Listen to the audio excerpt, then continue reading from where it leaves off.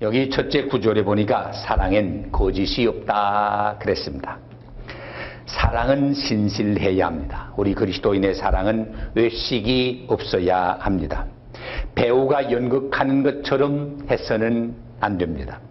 그래서 사도 요한은 요한 1서 3장 18절에 말과 혀로만 사랑하지 말고 행함과 진실함으로 하자라고 말했습니다.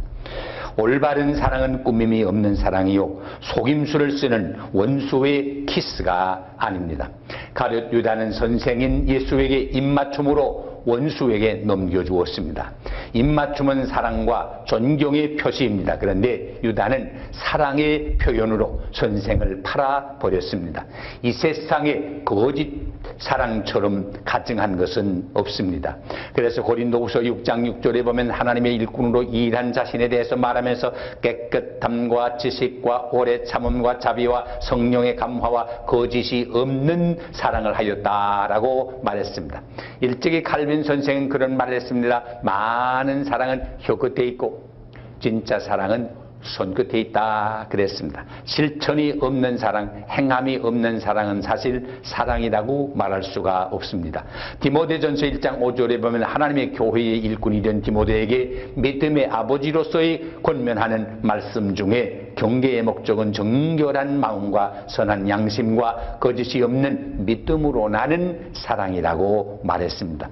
우리가 주님의 몸된 교회에 무슨 직분을 맡았든지 그 직분을 감당하는 동기가 어디에 있습니까? 주님을 사랑하는 데 있습니다. 우리가 이렇게 봉사하고 일함으로 구원받는 게 아닙니다. 이미 그리스도의 사랑으로 말미암아 구원을 다 받았는데 주님이 나를 이렇게 사랑해서 목숨까지 버리셨는데 나는 주님을 위해서 무엇 하나 하는 봉사하려는 이런 사랑에 보답하려는 마음에서 하는 것이 우리의 봉사입니다. 주님을 진정으로 사랑하는 사람의 모든 봉사는 이러므로 신실합니다. 억지로 마지못해서 자신 하는 것이 아니라 자진해서 기쁜 마음으로 감당하는 것입니다. 그렇기 때문에 사도 베드로도 그 당시 흩어져 있는 모든 그리스도인을 향하여 권면하면서 베드로전서 1장 22절에 너희가 진리를 순종함으로 너희 영혼을 깨끗하게 하여 거짓이 없이 형제를 사랑하기에 이르렀으니 마음으로 뜨겁게 피차 사랑하자라고 말씀했습니다. 여기 원문에 보면 사랑의 관사가 붙어 있습니다. 해 아가페라는 말을 썼는데 이것은 우리의 사랑을 의미하는 것입니다. 사랑은 기독교 윤리의 전체를 표시하는 난 말입니다. 기독교에서 사랑의 요소를 제거해 버리면 아무 의미가 없습니다. 아무리 굉장한 예배당을 지었으면 무슨 소용이 있습니까? 아무리 많은 사람이 모였으면 무슨 소용이 있습니까? 사랑해야 합니다. 초대교회의 특징이 뭐였어요? 성령의 충만함을 받은 다음에 서로 사랑했습니다. 그러기에 역사가들은 표현을 한마디로 합니다. 보라, 초대교회 성도들, 저들은 얼마나 서로 사랑했나. 그래서 사랑에 굶주린 많은 사람들이 날마다 구원받는 사람이 많아졌던 것을 우리는 기억합니다. 우리는 아가페의 사랑을 끊임없이 하나님께로부터 받고 있기 때문에 사랑해야만 합니다.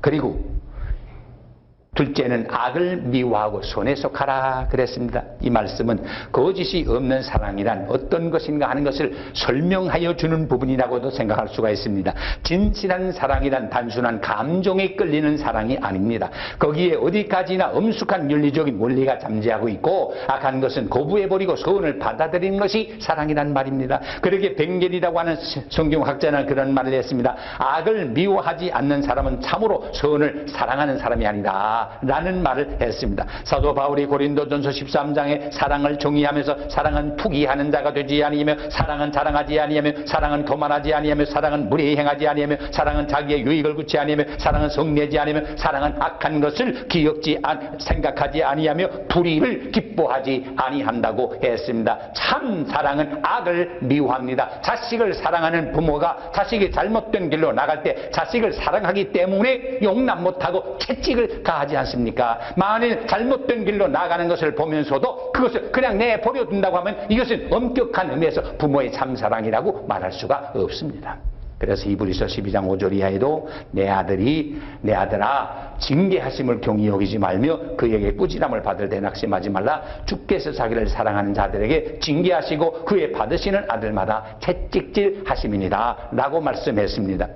더구나 이기적인 사랑이 있는데 그것은 자기가 주는 것보다 더 많은 것을 얻으려고 하는 목적을 가지고 있는 것입니다. 그리스도인의 사랑은 자신을 개입시키지 않는 사랑입니다. 여기 보면 악을 미워하고 선에 속하라 그랬습니다. 다시 말하면 악은 미워해야 선을 사랑한다는 말입니다. 선을 뜨겁게 사랑하게 되면 자연히 악은 멀리하게 되고 미워하게 됩니다. 형제를 사랑하여 서로 우애하고 라는 말을 9절에 썼는데 9절에는 아가페라는 말을 썼지만 여기 10절에 보니까 필로스라고 하는 말을 썼어요.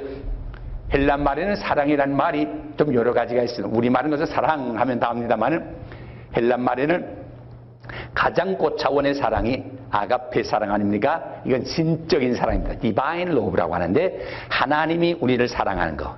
그래서 하나님의 사랑을 닮은 사랑이 부모의 사랑 아닙니까? 희생적인 사랑, 무조건적인 사랑, 용서해주는 사랑. 그러기 고아가 불쌍한 것은 부모의 사랑을 받아보지 못한 사람은 하나님의 사랑을 깨닫는데 엄청 시간이 걸린다고 합니다. 왜? 그런 사랑을 못 받아봤으니까. 그래서 고아가 불쌍한 거 아니에요?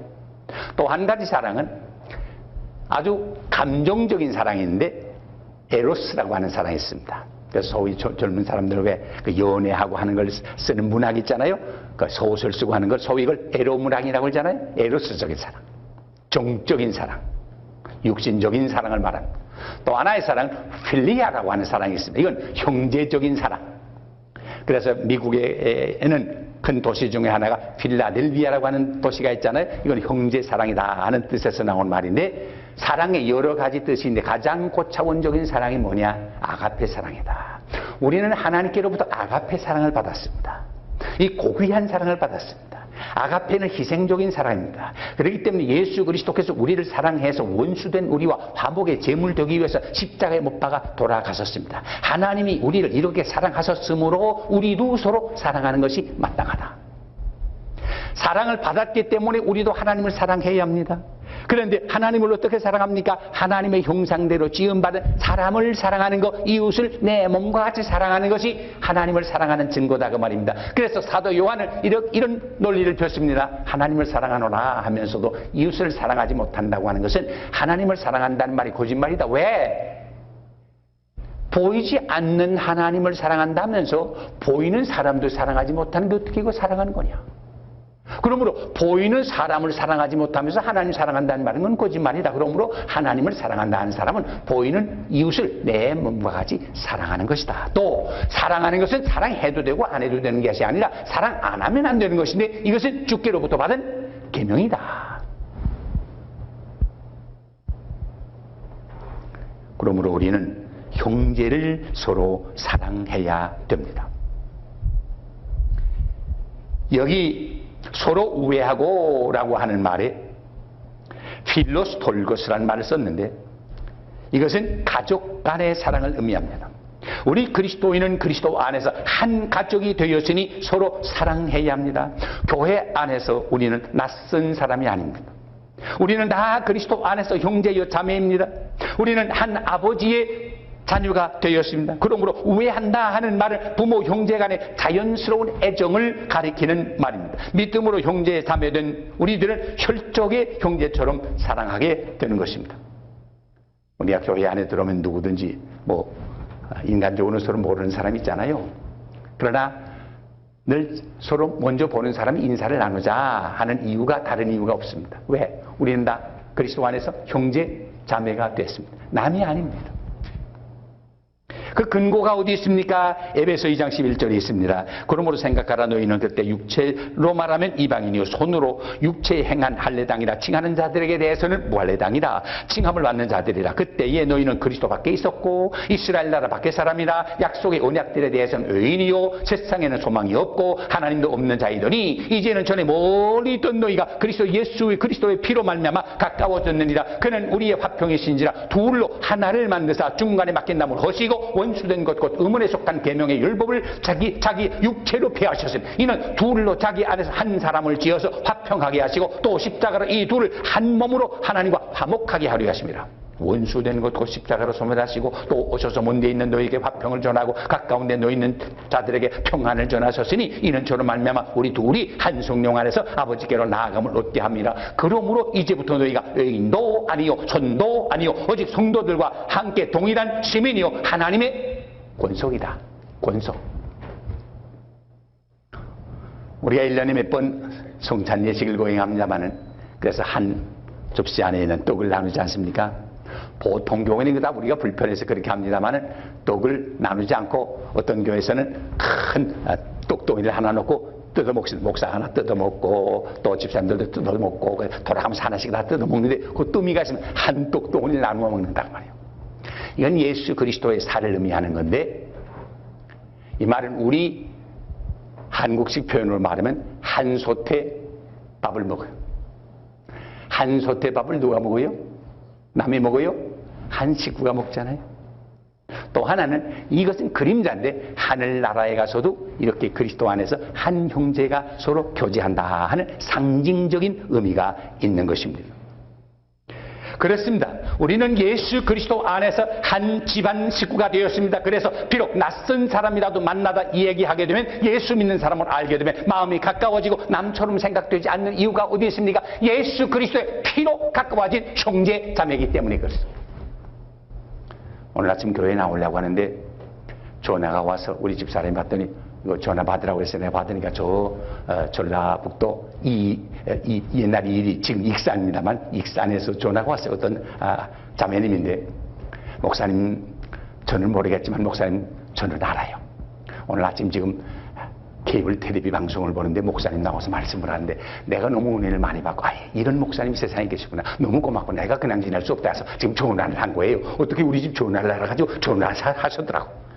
너무 고마워요. 너무 고마워요. 우리 아무 다 그리스도 안에서 한 형제 자매 된 것 아닙니까? 내가 지금 얼굴은 모르지만 얼마나 목사님 반가운지 몰라요. 우리 익산에 한 번은 꼭 전화 주셔야 되니까 한번 대접을 하려고 그래요.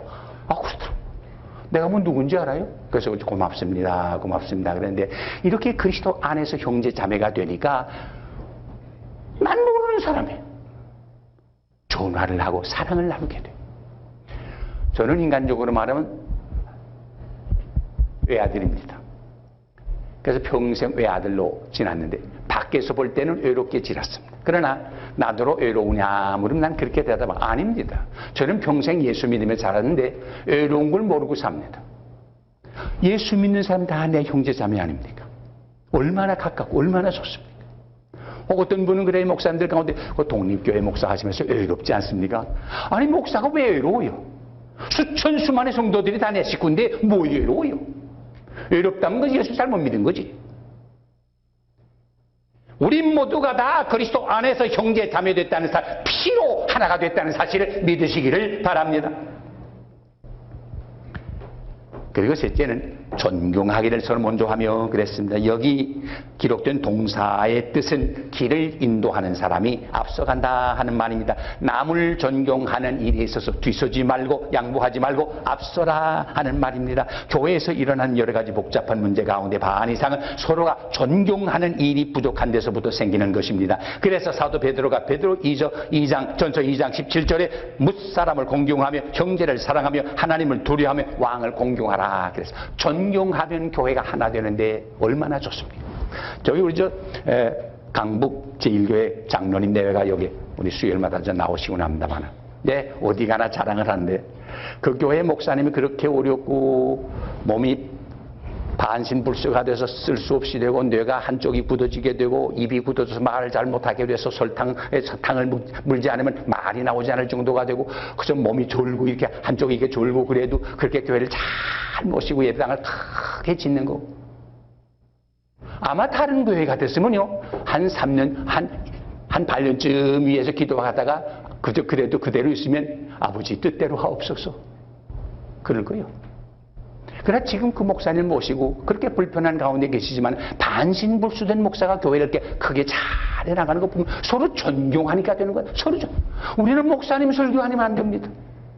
목사님도 올라와서 따가시기만 해도 됩니다. 축도한 마디만 해도 됩니다. 다른 거 필요 없습니다. 이게 뭐예요? 존경. 존중하기를 먼저 할 때 교회가 은혜를 받고 얼마나 축복을 받는 것을 우리는 기억하고 우리는 이 일에 본받아야 된다고 생각합니다. 넷째는 부지런하여 게으르지 말고 그랬습니다. 예수 믿는 사람의 특성 가운데 다른 거 아닙니다. 부지런한 겁니다. 예수 안 믿는 사람들은 사실 게으릅니다. 요새는 좀 많이 나아지긴 했겠습니다만은 전에는 직장 갔다 오다 우리 한국 사람들은 집에 돌아갈 생각 안 하고 술잔치 벌입니다. 이거 참 나쁜 버릇인데 직장 끝나면 집에 얼른 돌아가서 가족하고 만나서 저녁 먹고 그래야 되는데 그럴 생각 안 하고 술 마십니다. 그것도 한 번만 마시면 좋겠는데 2차 갑니다. 2차만 가면 좋겠는데 3차 갑니다. 3차 가다 보면 통행금지 시간이 되고 집에 돌아갈 시간도 못 돼가지고 요새 말로 말하면 괜히 운전을 해서 집에 옵니다. 그러니 이튿날 직장에 나가서 일 제대로 보겠습니까? 아무런 정신 없이 그냥 지내버리고 맙니다. 이것은 부끄러운 일입니다. 그래서 사도 바울은 에베소 5장 15절에 세월을 아끼라 때가 악하리라. 광음처럼 지나가는 화살처럼 지나가는 세월을 잡아야지, 구속해야지. 낭비하는 것처럼 죄는 없습니다. 하나님은 그의 백성이 부지런한 것을 원하지 게으른 걸 원치 않습니다. 하나님의 백성 가운데 게으른 백성이 있다면 이건 하나님의 자녀의 자격이 없습니다. 부지런해야 됩니다. 다섯째는 열심을 품고 주를 섬기라. 게으르지 않은 방면에 열심으로 주를 섬기라 그 말입니다. 보십시오. 선진국과 후진국이 뭐 3만 5천 불이 5만 불 벌고 뭐 1만 5천 불 벌고 그걸로 말하는 게 아닙니다. 선진국이 뭐예요? 글자 그대로 앞서가는 게 선진국 아닙니까? 후진국이 뭐예요? 뒤서가는 게 후진국 아닙니까? 어떤 사람이 앞선가요? 부지런한 사람은 앞서가고 게으른 사람은 뒤서가기를 되지 않습니까? 여기 열심을 품고 주를 섬기라 하는 말은 영이 뜨거워진다 하는 말입니다. 우리 심령이 성령으로 뜨거워져야 합니다. 목사가 강단에서 기도할 때 무슨 기도하는지 압니까? 그래서 설교 잘하게 해주십시오. 그렇게 기도하나요? 아니에요. 내 마음이 뜨거워서 이 말씀을 전하지 않고 내 가슴이 터질 것 같은 이런 뜨거움을 주소요. 그래서 이 뜨거운 마음으로 전할 때 모든 성도가 은혜 받게 되는 것 아닙니까? 기차가 어떻게 갑니까?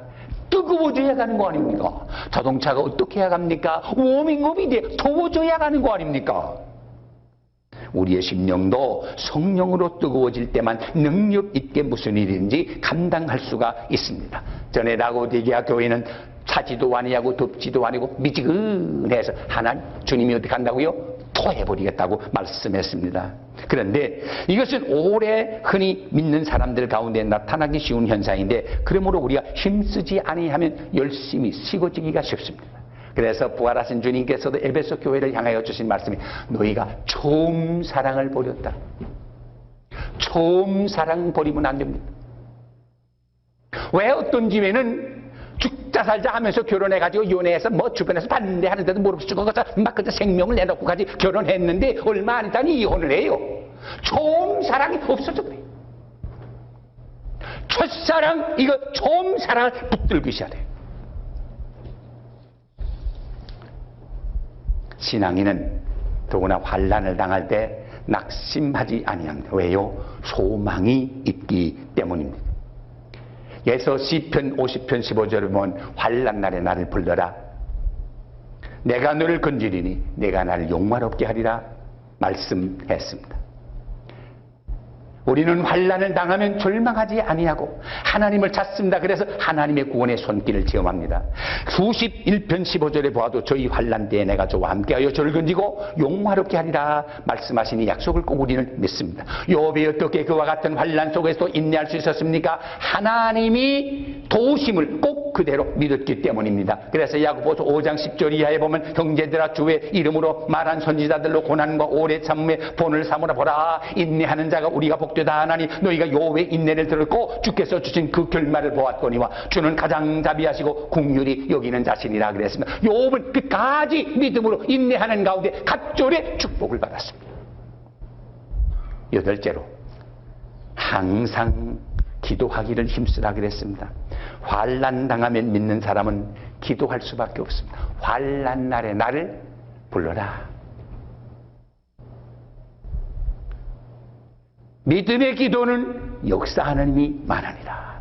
소망 중에도 즐거워하고 환난 중에도 인도할 수 있는 힘은 기도에게서부터 오는 것입니다. 그러므로 사도 바울은 데살로니가전서 5장 17절에 쉬지 말고 기도하라 라고 말했습니다. 기도는 영혼의 호흡이라고 말하지 않습니까? 호흡이 끊어지면 죽는 것처럼 기도하지 아니하고 우리의 영혼이 살 수가 없습니다. 그래서 우리가 이렇게 매 수요일마다 특별히 모여 이렇게 기도하는 것은 기도의 힘을 모으기 위해서입니다. 사람이 기도하기를 거치면 그는 자신으로부터 전능하신 하나님의 능력을 박탈당할 수밖에 없습니다. 예수님께서도 능력을 행한 다음에 우리는 못했는데 왜 주님은 그렇게 하십니까? 주님 하신 말씀 기억하지요? 기도 외에는 이런 능력이 나갈 수가 없는 일. 기도는 하나님의 능력을 입는 요일의 길입니다. 아무도 이 세상에서 자기의 힘으로 살아나가리고 고집하면 생의 파멸을 면치 못할 것입니다. 기도해야. 끝으로 성도들의 쓸 것을 공급하며 손 대접하기를 힘쓰라 그랬습니다. 이 말은 사랑의 구체적인 실천 방법의 두 가지 면을 말합니다. 하나는 교회 안에 어려운 교우들을 도우라. 다른 하나는 지나가는 나그네를 대접하라. 교회 안에는 예나 지금이나 다 약한 사람 있잖아요.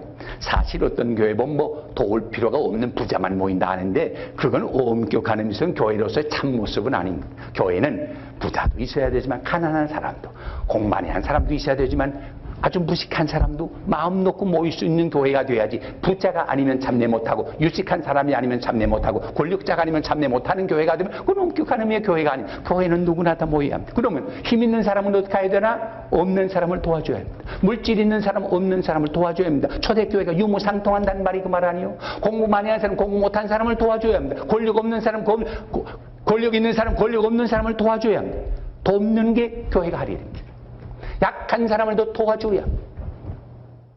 그러나 우리 사람은 표준이 그렇지 못하게 해줄 때가 있어요. 약한 사람, 가난한 사람, 구제대사임, 저건 뭐래요? 초대교회 때도 그랬대요. 금반 지키고 좋은 옷 입고 여기 앉으세요. 그리고 가난한 사람들은 너는 앉든지 서든지 마음대로 하래. 우리 목회자 세미나를 하는데 저 의정부에서 오신 목사님 한 분이 와서 강의하는데 나 참 재미있는 말을 들었어요.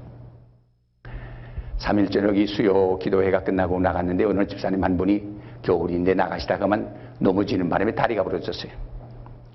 교회 왔다 다리 부러졌으니 안 돼서 신방 간다고 신방을 가면서 목사도 그렇잖아요. 가서 무슨 말씀을 전할까 이렇게 저렇게 생각하는데 다리 부러진 가운데도 사명이 있겠다 하는 생각이 있어가지고 이사야 6장을 생각하면서 이사야 6장 1절부터 6절까지 첫 부분을 생각하며 가면서 예배를 인도하는데 그렇다고 해서 뭐 갑자기 사명부터 말하긴 그렇고 해서 그 전 부분에 보게 되면 5절 부분에 자기 입술이 더러운 걸 회개하는 장면이 나오잖아요. 입술이 부정한 사람이 하나님의 영광을 뵙구나 하고 했대 스랍이 입술에 숯불을 가지고 나를 지졌잖아요. 내 입술이 정함을 받았다. 이 입술을 가지고 설계했대. 사람의 입술이라는 게 다 좋은 하나님의 영광을 드러내기도 하지만은 범죄해서 다른 사람에게 악을 범하는 경우도 있고 입술에 죄가 있다고 하더니 이 집사님 맨 처음엔 그렇고 하면서 그런가 보다 하고 입술에 대해서 한참 했더니 이 집사님 막 그저 눈물을 흘리면서 하면서 울더라. 이거 하나님이 이 입술을 통해서 역사함을 하겠어. 그러면 그 사명에 대해서 말하던 거 다 집어치고 그러면 입술에 대해서 막 지적을 했대. 그러니까 막 감당을 못하게 울면서 은혜를 받더래. 그래서 다 끝난 다음에 집사님 무슨 게 입술에 대해서 무슨 그렇게 특별히 은혜 받는 이유가 있습니까? 목사님 말씀하세요. 내가 입술로 큰 죄를 지었습니다. 수요일 저녁에 나오는데 어떤 교인이 다리 없는 사람 하나를 놓고 나오는데 저건 뭐하러 나오나? 저건 목사님한테 짐이나 되고 저건 보탬이 하나도 되지 않을 텐데 저런 건 뭐하러 나오나? 내가 속으로 쫑알쫑알 그랬는데 바로 그날 저녁에 내가 예배당 끝나고 가다가 너무 자빠지는 바람에 다리가 부러졌습니다. 내가 입술이 죄를 지었죠.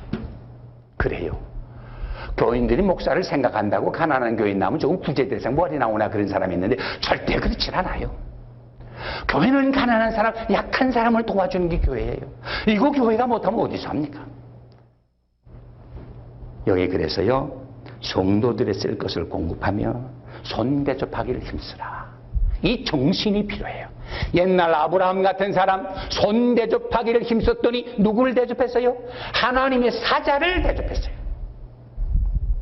그래서 주의 이름으로 어린 소자 하나에게 냉수 한 그릇이라도 대접한 것은 헛된 대로 돌아가지 않는다 그랬는데, 여러분 세상에 사는 동안 냉수 한 그릇 대접한 거 뭐 기억하겠어요? 그런데 하늘나라에도 냉수 한 그릇 대접했지 우린 다 잊어버리고 있는데, 거기에 상을 준다 그래요. 하늘나라 가서 감격하는 거 왜 그렇게 하나요? 나 다 잊어버렸는데 잊어버린 데 대한 상급을 주니까 감격하지. 어떤 분은 뭐 조금 한 다음에 그걸 기억해. 내가 어떤 때 누구한테 뭘 했지 하고 기억하고 있으면 하늘나라에서 뭘 주겠지 하고서 기대하고 있으면 하늘나라에서 안 주거든. 그러니까 실망해. 왜? 너는 세상에서 이미 상을 받았느니라. 그래서 성경에 예수님이 오른손이 한 것을 왼손이 모르게 하라고 하는 이유가 어디 있어요? 어떻게 제 오른손이 한 거 왼손이 몰라요? 어떻게 하면 몰라요? 잊어버리면 몰라요. 잊어버리면. 부모가 자식을 사랑할 때 내가 저 녀석한테 뭘 해줬지 평생 해준 거 다 기억해요? 하나도 기억 못해요. 하나님도 그래요. 따라서 우리도 그래야 돼요. 약한 사람에게 뭐 좀 해준 거, 그거 내가 누구 얼마 줬지 어떻게 했지 하는 거 기억하지 말고 있으면 어디가 상 받아요? 하나님의 나라가 상 받을 때 감격하게 될 줄로 믿습니다. 우리는 거디접시 사랑하고 악을 미워하고 존경하기를 먼저 하고 부지런하여 게으르지 말고 열심을 품고 주를 섬기고 소망 중에 즐거워하고 참고 반란 중에 참고 기도에 힘쓰고 약한 성도들을 돕는 가운데 성도의 아름다운 교제를 유지하고 하나님의 나라 가서도 이 아름답게 성도의 교제를 유지하는 축복이 우리 가운데 함께 하시기를 주의 이름으로 축원합니다.